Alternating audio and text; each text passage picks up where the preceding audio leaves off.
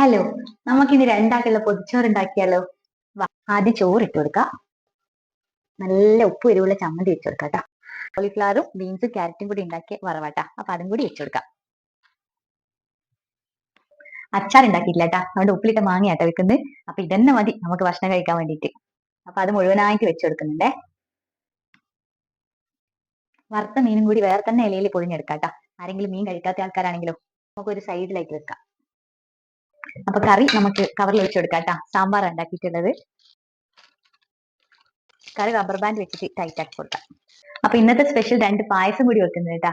നമ്മൾ അടുത്തന്നെയുള്ള വായനശാലയിൽ പായസം ചലഞ്ച് ഉണ്ടായിരുന്നു. അപ്പൊ നമ്മളൊരു ബോട്ടിൽ വാങ്ങിയിരുന്നു. അപ്പൊ അതും കൂടി പൊതിച്ചോറിൽ രണ്ട് കുഞ്ഞി കവറിലാക്കിയിട്ട് വെക്കുന്നുണ്ടേ. ഇത് പൊതിഞ്ഞു കൊടുക്കാട്ടാ. അപ്പൊ കഴിഞ്ഞ വർഷം വീഡിയോ ഇട്ടപ്പോഴേ അപ്പൊ ഒരു ചേച്ചി കമന്റ് ചെയ്തായിരുന്നു, കറിയും കൂടി നിങ്ങൾ ഉള്ളിൽ തന്നെ വെച്ചിട്ട് പൊതിയണം, അപ്പൊ എന്നാലല്ലേ നിങ്ങൾ ഉണ്ടാക്കിയ കറി അവർക്ക് കിട്ടുള്ളൂ. അപ്പൊ അതുകൊണ്ട് നമുക്ക് ഈ കറി ഇവിടെ തന്നെ വെക്കാം കേട്ടാ. അല്ലെങ്കിൽ നമ്മൾ സെപ്പറേറ്റ് സാധാരണ കൊടുക്കാറ്.